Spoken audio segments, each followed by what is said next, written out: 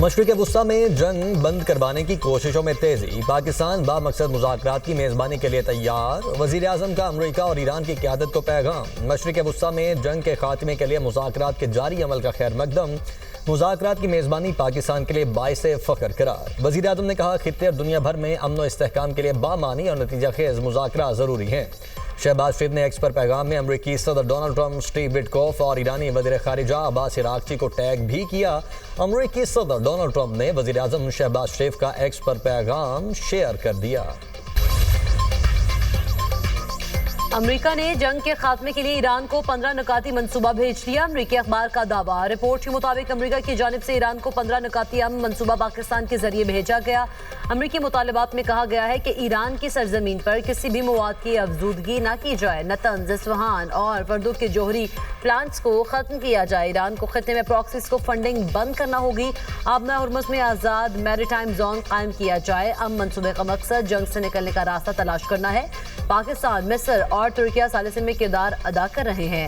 اسرائیلی media کے مطابق امریکہ چاہتا ہے جنگ بندی مہینہ بھر کی ہو تاکہ ایران کے ساتھ 15 نکاتی معاہدے پر بات ہو سکے۔ وزیر اعظم شہباز شریف کا سعودی ولی عہد محمد بن سلمان سے ٹیلی فونک رابطہ، خطے کی صورتحال اور کشیدگی کے اثرات پر تبادلہ خیال، علاقائی و عالمی امن و استحکام، سفارتی کوششوں پر بھی بات چیت کی گئی۔ وزیر اعظم کا سعودی عرب کی حمایت کا اعادہ، سعودی سلامتی اور خود مختاری پر حملوں کی مذمت، کہا ہمیشہ اور مضبوطی سے سعودی عرب کے ساتھ کھڑے رہیں گے۔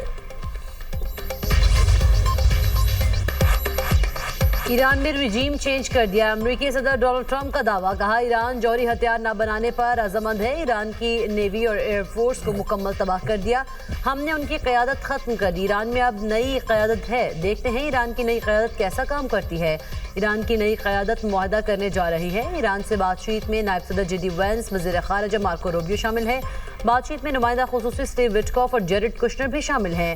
ایران اس بار سمجھداری سے بات کر رہا ہے، ایران نے ہمیں تیل اور گیس سے متعلق بہت بڑا تحفہ دیا، تحفہ بہت قیمتی اور آبنہ ہرمز سے متعلق تھا، سعودی عرب، یو اے ای اور قطر ایران کے معاملے میں بہت بہترین رہے۔ ترجمان پاسداران انقلاب ابراہیم ذوالفقاری نے ٹرمپ کے مذاکرات کے دعوے مسترد کر دیے، کہا کیا آپ کے اندرون اختلافات اس حد تک پہنچ گئے ہیں کہ آپ خود سے ہی مذاکرات کر رہے ہیں؟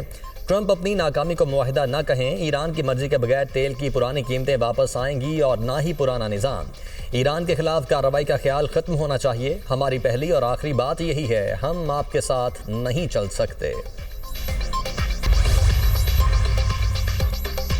وزیر خارجہ اسحاق ڈار کی یورپی یونین کی اعلیٰ نمائندے اور نائب صدر سے ٹیلی فونک گفتگو، ترجمان دفتر خارجہ کے مطابق دونوں رہنماؤں نے خطے سمیت عالمی صورتحال پر تبادلہ خیال کیا۔ اسحاق ڈار نے کشیدگی میں کمی کی اہمیت پر زور دیا، کہا امن و استحکام کے لیے مکالمہ اور سفارتکاری ناگزیر ہے۔ دونوں رہنماؤں نے بدلتی صورتحال پر قریبی رابطے میں رہنے پر اتفاق کیا۔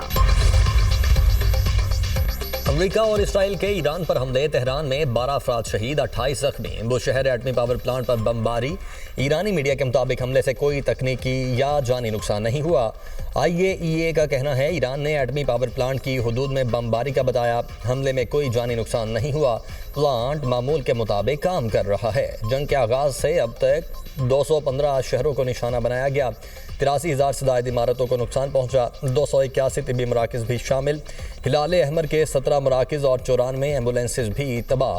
ایران میں شہادتوں کی مجموعی تعداد 1500 سے تجاوز کر گئی۔ جنگ سے تعلیم کا شعبہ شدید متاثر، سکولز اور تعلیمی اداروں کو بھی نشانہ بنایا گیا۔ شہداء میں 243 طلباء اور اساتذہ شامل ہیں۔ ایران کا امریکہ اور اسرائیل کے خلاف حملوں کی 80ویں لہر کا آغاز، میزائلوں اور ڈرونز کی بارش کر دی، آئرن ڈوم ایرانی میزائل روکنے میں ناکام، تل ابیب میں دھماکے، بنی براق میں 12 اسرائیلی شہری زخمی، متعدد عمارتیں ملیہ میٹ ہو گئیں۔ پاسداران انقلاب کا کہنا ہے دشمن پر سجیل، عماد اور خیبر شکن میزائل داغے۔ تل ابیب میں اسرائیلی فوج کے کمرشل، لاجسٹک اور سپورٹ مراکز ہدف بنائے گئے۔ صہیونی رجیم کی انٹیلیجنس ایجنسیز کو مقبوضہ علاقوں میں نشانہ بنایا۔ حیفا میں دشمن کے اہم ٹھکانوں پر بھی حملے، کویت ایئرپورٹ پر ڈرون حملے سے ایندھن کے ٹینک میں آگ بھڑک اٹھی۔ کویتی حکام کے مطابق حملے میں کوئی جانی نقصان نہیں ہوا۔ عالمی منڈی میں خام تیل کی قیمتوں میں کمی، امریکی خام تیل کی $89 فی بیرل میں فروخت، برطانوی خام تیل کی قیمت $100 فی بیرل ہو گئی۔ پاکستان سٹاک مارکیٹ میں کاروبار کے آغاز پر تیزی، 100 انڈیکس میں 3400 سے زائد پوائنٹس کا اضافہ، انڈیکس کی 1,57,100 کی سطح پر ٹریڈ۔ امریکہ کے مذاکرات کے بیان کے بعد ایشیائی سٹاک مارکیٹس بھی سنبھلنے لگیں۔ جاپان کے نکی انڈیکس میں 3% کا اضافہ ریکارڈ، فلپائن سٹاک ایکسچینج میں 1% سے زائد کی تیزی دیکھی گئی۔ چین کے شنگھائی کمپوزٹ انڈیکس میں بھی 1% اضافہ ہوا۔ ہانگ کانگ کے ہانگ سینگ انڈیکس میں بھی معمولی تیزی دیکھی گئی۔ عالمی مارکیٹ میں سونے اور چاندی کی قیمتوں میں بھی اضافہ۔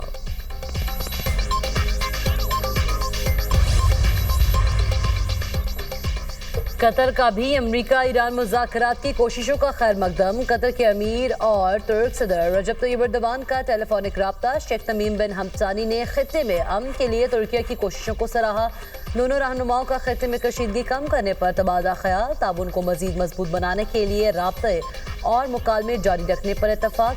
ترجمان قطر وزارت خارجہ ماجد الانصاری کا کہنا ہے، ہر اس اقدام کی حمایت کرتے ہیں جو جنگ ختم کرے۔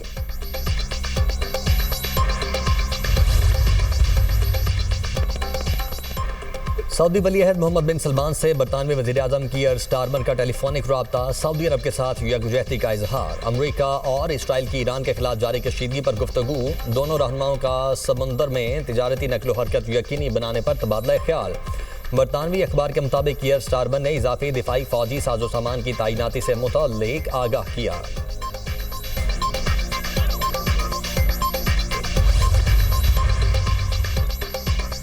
وزیر اعظم شہباز شریف کا کل کراچی کا ایک روزہ دورہ متوقع، شہباز شریف وزیر اعلیٰ سندھ اور گورنر سندھ سے ملاقاتیں کریں گے، وزیر اعظم سینیٹر شیری رحمان سے ان کی صاحبزادی کے انتقال پر تعزیت بھی کریں گے۔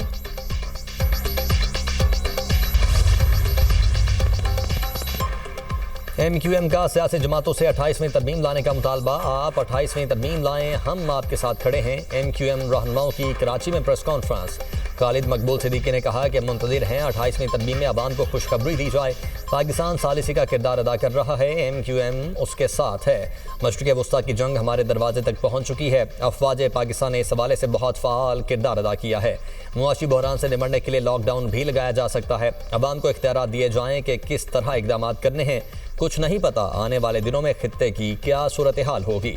فاروق ستار نے کہا وقت آ گیا ہے پاکستان میں جاگیردارانہ جمہوریت کو ختم کیا جائے، ملک میں مکمل طور پر بااختیار بلدیاتی نظام قائم کیا جائے۔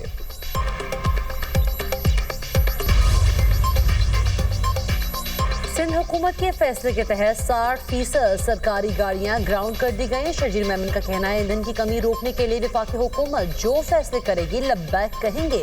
حکومت سندھ وفاقی حکومت کے تمام فیصلوں پر عمل کر رہی ہے، موجودہ حالات کے پیش نظر سندھ کابینہ نے 3 ماہ کی تنخواہ نہ لینے کا فیصلہ کیا، جمعہ کو ورک فرام ہوم کا فیصلہ کیا گیا، حالات مکمل طور پر قابو میں آنے تک اقدامات کرتے رہیں گے، وفاقی حکومت لاک ڈاؤن کرتی ہے تو سندھ حکومت مکمل عمل کرے گی، عوام سے اپیل ہے اگر ممکن ہو تو گھروں سے کام کریں، یہ کسی ایک فرد کا نہیں بلکہ سب کا مشترکہ مسئلہ ہے۔